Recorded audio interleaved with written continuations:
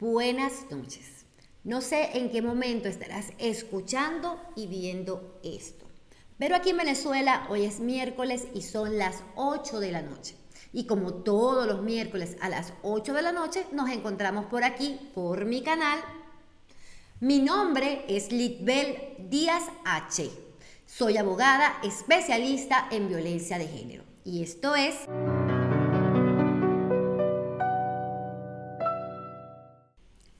En la entrega anterior hablábamos sobre la obligación de manutención y su relación con el delito de violencia patrimonial contra las mujeres. En esta segunda entrega continuaremos desarrollando este tema. Pero hoy nos centraremos en definir, en facilitar que todas podamos comprender qué es eso de obligación de manutención. En primer lugar, hay que decir que la obligación de manutención, conjuntamente con la responsabilidad de crianza y el régimen de convivencia familiar, son instituciones familiares que comprenden el ejercicio de la patria potestad. Esto nos ayuda entonces a comprender que en un primer lugar están obligados con relación a esta obligación de manutención con respecto a sus hijos e hijas, por supuesto que padre y madre en primer lugar. Aunque la ley también nos establece quienes pudieran también de manera subsidiaria asumir la obligación de manutención cuando en algún momento padre y madre no puedan hacerlo. Pero eso es ya otro tema sobre el cual no vamos a profundizar en esta oportunidad. Nos dice entonces el artículo 365 de la Ley Orgánica para la Protección de Niños, Niñas y Adolescentes que la obligación de manutención es todo lo relacionado con el sustento de esos niños, niñas y adolescentes, que comprende alimentación, calzado, vestido, habitación, educación, cultura, asistencia y atención médica, medicinas, recreación y deportes, que son requeridos por estos niños, niñas y adolescentes. Es decir, todo lo relacionado para garantizar la protección integral de los niños, niñas y adolescentes, por cuanto, como ya decíamos en la primera entrega, los derechos humanos de los niños, niñas y adolescentes son indivisibles. Y es por eso que deben ser abordados de manera integral. Aclarado esto, aclarado pues ya un concepto de lo que es obligación de manutención, desde el punto de vista jurídico, desde el punto de vista de lo que establece la ley que rige la materia, quisiéramos entonces detenernos en algunos otros elementos. Y esta ley, en sus artículos siguientes, después del 365, nos dice otro elemento importante. Nos habla en el artículo 366 de la subsistencia de esta obligación de manutención. ¿Qué quiere decir la subsistencia de la obligación de manutención? Que aunque se privase la patria potestad de uno de los padres con respecto al hijo, de padre o madre con respecto al hijo, la hija o el hijo o la hija, no significa por ello que este padre o esta madre dejaría de estar obligado con respecto a la manutención de ese mismo hijo o hija. Y eso es un elemento bien importante que todas las debemos tener muy claro.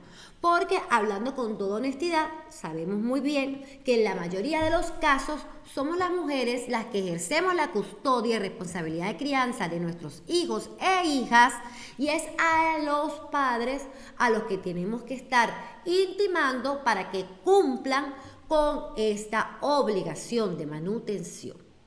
Otro elemento importante sobre el que yo quiero hablar, que me parece algo sobre lo que es necesario profundizar, es lo que está establecido en la Ley Orgánica para la Protección de Niños, Niñas y Adolescentes en el artículo 369, que nos habla de cuáles son los elementos que debe tomar el juez o la jueza en consideración al momento de determinar la obligación de manutención.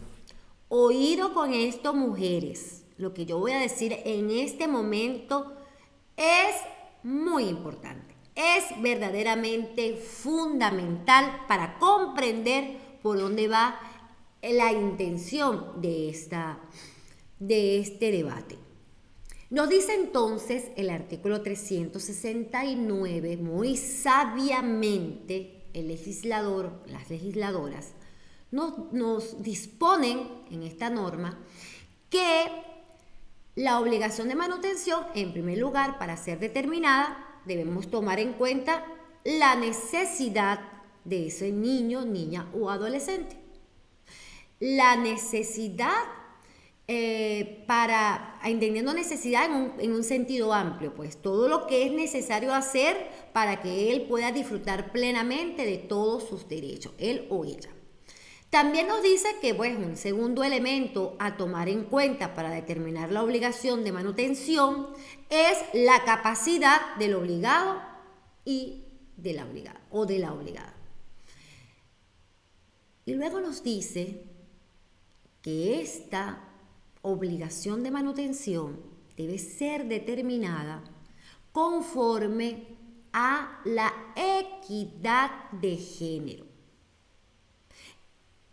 reconociendo que las madres desarrollan un trabajo de cuidado en el hogar que genera bienestar para ese niño, niña o adolescente, ¿verdad?, que comprende garantizar su alimentación a través de la elaboración de los alimentos, estar permanentemente vinculado a sus cuidados, el aseo personal, las actividades escolares, las actividades de recreación, en su mayoría recaen sobre las madres.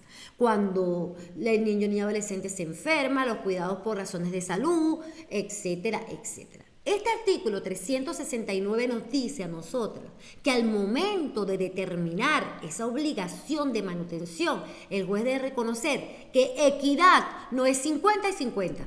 No es determinar que si un niño o niña adolescente para poder ejercer sus derechos, eso se equivale a una X cantidad de dinero, lo que tenemos que hacer es asignarle el 50% a la madre y asignarle el 50% al padre. No es así. No es así, porque ya la madre está incorporando algo que tiene un valor, que muy bien pudiera determinarse el valor de esos trabajos de cuidado, que el padre no los hace. Entonces, si la madre tiene que cargar con el 50% del monto de la obligación de manutención, más los trabajos de cuidado, no estamos hablando de equidad de género al momento de determinar la obligación de manutención.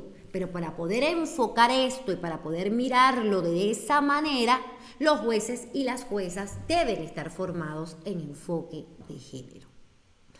Dicho todo esto, ¿verdad?, debemos recordar que la obligación de manutención, determinarla, decidir sobre ello, es una competencia eminentemente del órgano jurisdiccional.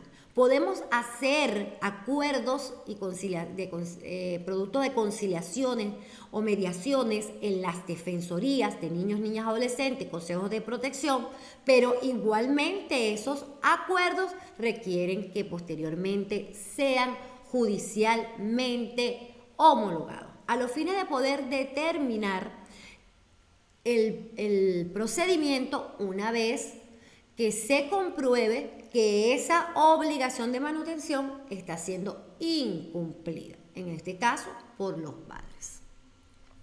Otro elemento importante que no se toma en cuenta o que yo muy pocas veces lo he visto es que la ley nos indica que pudiera en la propia sentencia establecerse que hay un aumento automático de esa obligación de manutención, lo cual sería lo ideal. Puede decir, cada cierto tiempo esta obligación de manutención se incrementará en un porcentaje tanto. Pero pocas sentencia, yo he visto eso muy pocas veces, en muy pocas sentencias. O sea, la mayoría de las veces no se establece, dejando entonces a la mujer nuevamente en una situación de desventaja por cuanto esa obligación de manutención que en un determinado momento fue fijada no necesariamente va a ser suficiente y eficaz para cubrir las necesidades y garantizar los derechos de los niños, niñas, adolescentes que son objetos de esa, que son los sujetos de protección de esa obligación de manutención. Aclarado esto, entonces veamos lo que establece nuestra norma especial con respecto al delito de violencia patrimonial. Dispone entonces la Ley Orgánica sobre el Derecho de las Mujeres a una vida libre de violencia, en su artículo 64, que violencia patrimonial y económica es toda aquella que se ejerce por el cónyuge separado legalmente o la persona en unión estable en situación de separación de hecho, debidamente comprobada, que sustraiga, deteriore, destruya, distraiga, retenga, ordene el bloqueo de cuentas bancarias o realice actos capaces de afectar la comunidad de bienes o el patrimonio propio de la mujer, será sancionado con prisión de 1 a 3 años. Muy bien. Más adelante nos dice que la misma pena se aplicará en el supuesto que no exista una separación de derecho, pero el autor haya sido sometido a la medida de protección de salida del hogar por un órgano receptor de denuncia o una medida cautelar similar por el Tribunal de Control, Audiencia y Medidas. Ahora quisiera pedirles que prestemos especial atención en lo que voy a leer a continuación. En el caso de que los actos a los que se refiere el presente artículo estén dirigidos intencionalmente a privar a la mujer de los medios económicos indispensables para su subsistencia o impedirle satisfacer sus necesidades y las del núcleo familiar, la pena se incrementará de 1/3 a la mitad. Repito, de impedirle satisfacer sus necesidades y las del núcleo familiar. La pena se incrementará de 1/3 a la mitad. Nos parece entonces que es bastante claro el artículo 64 de esta ley orgánica sobre el derecho de las mujeres a una vida libre de violencia, cuando describe, cuando reconoce que aquellos actos que van dirigidos a lesionar los derechos patrimoniales de las mujeres son actos que constituyen un delito, el delito de violencia patrimonial.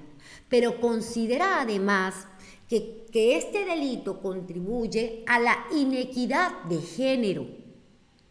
Y si ese delito trae como consecuencia que la mujer vea disminuido su patrimonio por tener que asumir unilateralmente el sustento de la familia, es entonces donde nosotros decimos, nosotras y nosotros decimos que existe una relación estrecha entre el incumplimiento de la obligación de manutención y la violencia patrimonial.